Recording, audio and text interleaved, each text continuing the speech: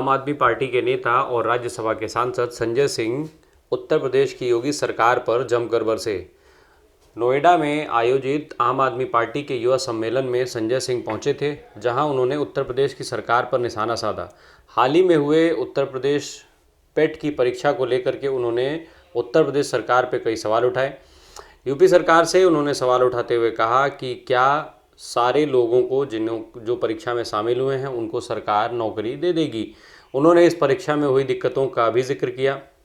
उन्होंने कहा कि सरकार की गलतियों से जानबूझ करके गाजीपुर के बच्चों का सेंटर नोएडा और मेरठ के बच्चों का सेंटर गाजीपुर भेज दिया गया। इसके चलते करीब 12 लाख परीक्षार्थियों की परीक्षाएं छूट गई। इसके अलावा संजय सिंह ने वित्त मंत्री निर्मला सीतारमण पर भी निशाना साधा। उन्होंने निर्मला सीतारमण का जो प्रेस कॉन्फ्रेंस में दिया हुआ जवाब था उसका जिक्र किया। उन्होंने कहा कि महंगाई नहीं बढ़ रही है, बल्कि लोगों के पास अब पैसा नहीं है कि वो सामान खरीद सकें। ये वित्त मंत्री की कमी नहीं है, बल्कि ये कमी हमारी और आपकी है।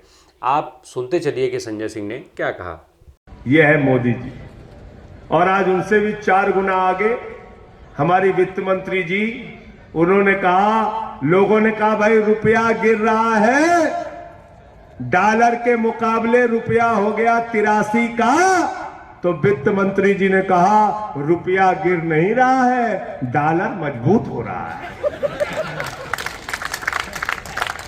रुपया गिर नहीं रहा है, डॉलर मजबूत हो रहा है। बिट्टू त्यागी से मैंने कहा डीजल महंगा नहीं है, डीजल खरीदने के लिए तुम्हारे पास पैसा नहीं है। छवि जी से मैंने कहा पेट्रोल महंगा नहीं हुआ, पेट्रोल खरीदने के लिए तुम्हारे जेब में पैसे की कमी हो गई। अशोक कमांडो को मैंने कहा अरे आटा दाल चावल महंगा नहीं है, तुम्हारे घर में पैसा नहीं है आटा दाल चावल खरीदने के लिए। पंकज अवाना को कहा क्यों चिल्लाते हो, कैंसर की दवा, टीबी की दवा, हार्ट की दवा महंगी नहीं। वित्त मंत्री जी कह रही है कि तुम्हारे पास दवा खरीदने का पैसा नहीं, कमी तो तुम्हारी है, उनकी क्या कमी है। उन्होंने तो सिर्फ महंगाई बढ़ाया। सोमेंद्र जी, महंगाई बढ़ाया। अब महंगाई झेलने की क्षमता आप में नहीं है, ये आपकी कमी है, उनकी कमी नहीं है। सुना ज्ञान आपने? ये है हमारी वित्त मंत्री का ज्ञान। हमने कहा हाँ वित्त मंत्री जी, आप बिल्कुल ठीक कह रही हैं, हम रो नहीं रहे हैं, हमारे अंदर आंसू रोकने की क्षमता कम हो गई।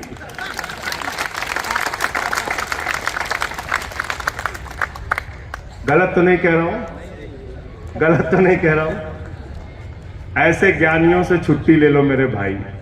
बर्बाद कर दिया देश को इन्होंने। 155 लाख करोड़ रुपए का कर्जा है हिंदुस्तान के ऊपर, 155। पता चला 47 लाख बच्चों ने, 47 लाख युवाओं ने फॉर्म भरा पीटी का। 47 लाख युवाओं ने, और उन 47 लाख युवाओं को यह कहा गया कि पीटी की परीक्षा पास करनी पड़ेगी। युवाओं ने कहा क्यों पास करनी पड़ेगी? बोले तुम्हें अपनी योग्यता साबित करनी है।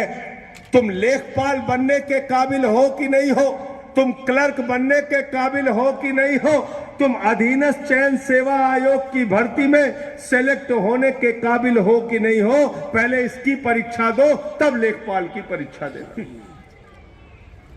पता है आपको? यह है पीटी की परीक्षा।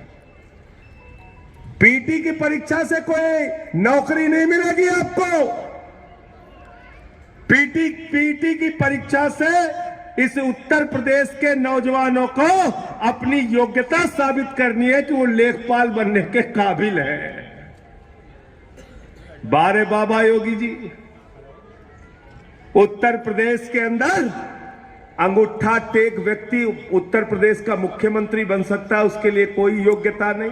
बाबा जी पढ़े लिखे, मैं उनकी पढ़ाई लिखाई पे सवाल नहीं उठा रहा, लेकिन अगर आप पूछे यूपी के मुख्यमंत्री की योग्यता क्या है, सरकार कहती है अंगूठा टेको तब भी बन सकता है। पूछे शिक्षा मंत्री बनने की योग्यता क्या है, सरकार कहती है अंगूठा टेक है फिर भी शिक्षा मंत्री बन सकता है। स्वास्थ्य मंत्री बनने की योग्यता क्या है? अंगूठा टेक है तब भी मुख्यमंत्री स्वास्थ्य मंत्री बन सकता है। अरे उच्च शिक्षा का विश्वविद्यालय का मंत्री बनने की योग्यता क्या है? अंगूठा टेक है फिर भी बन सकता है। सांसद बनने की योग्यता क्या है? डॉक्टर महेश शर्मा जी ने कहा अंगूठा टेक है फिर भी बन सकता है। अरे विधायक बनने की योग्यता क्या है? बोले अंगूठा टेक है फिर भी बन सकता है। अच्छा सब कुछ छोड़ो, प्रधानमंत्री बनने की योग्यता क्या? बोले अंगूठा टेक है फिर भी बन सकता है। संजय सिंह, मैं नौजवान साथियों आपसे पूछना चाहता हूं, कोई योग्यता है क्या? प्रधानमंत्री बनने के लिए कोई योग्यता है? कोई योग्यता है? कोई परीक्षा पास करनी पड़ती है? विधायक बनने के लिए कोई परीक्षा पास करनी पड़ती है? सांसद बनने के लिए कोई परीक्षा पास करनी पड़ती है? शिक्षा मंत्री, स्वास्थ्य मंत्री, मुख्यमंत्री बनने के लिए कोई परीक्षा पास करनी पड़ती है? नहीं करनी पड़ती है। नहीं करनी पड़ती है। नहीं करनी पड़ती। लेकिन एमए करके, पीएचडी करके, बीए पास करके, बीकॉम करके, इंजीनियरिंग करके भी अगर आपको लेखपाल बनना है तो सरकार पूछती है तुम्हारे अंदर योग्यता है कि नहीं, पहले पीटी का एग्जाम दो।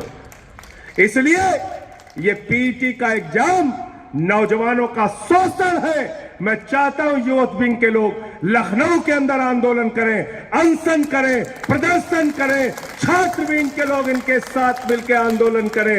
ये पीटी का एग्जाम बंद होना चाहिए। हम कोई पीटी का एग्जाम नहीं देंगे। बताओ बंद होना चाहिए कि नहीं होना चाहिए? होना चाहिए। तुम्हारा लड़का जैसा धनिया बेच के हजारों करोड़ कमाएगा, उसकी योग्यता नहीं चेक करते। उसको बीसीसीआई का सचिव बना दिया, बेटा हजारों करोड़ क्रिकेट के नाम पे लूटो, अमित शाह के बेटे हो, चिंता करने की जरूरत नहीं। और किसान का बेटा, मजदूर का बेटा, मेरठ में रहने वाला, बागपत में रहने वाला, नोएडा में रहने वाला, गाजियाबाद में रहने वाला, उसको बलिया भेजोगे, उसको गाजीपुर भेजोगे, गाजीपुर वाले को गाजियाबाद भेजोगे, बरेली वाले को बलिया भेजोगे। मुझे शर्म आती है उत्तर प्रदेश की आदित्यनाथ की सरकार पे, जो हमारे नौजवानों को जानवरों की तरह गाड़ी में भर के, बसों में भर के पिछले 2 दिनों से परीक्षा केंद्रों पर जाना पड़ रहा है। 1-1 हजार किलोमीटर दूर जाना पड़ रहा है। अरे ऐसे तो जानवर भी नहीं जाते जैसे तुम नौजवानों को लेकर जा रहे हो। आदित्यनाथ जी, मैं पूछना चाहता हूं, नरेंद्र मोदी की रैली होती है, खाने का पैकेट देते हो, बस का किराया देते हो, ट्रेन का किराया देते हो।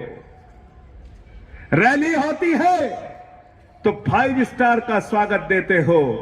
लेकिन जब नौजवान अपनी एक छोटी सी नौकरी के लिए परीक्षा देने के लिए जाता है, और परीक्षा भी नौकरी के लिए नहीं, नौकरी के काबिल है कि नहीं है इसकी योग्यता की परीक्षा देने जाता है, तो उसका शोषण करते हो। 200 रुपए फार्म के ले लिए बाबा जी ने।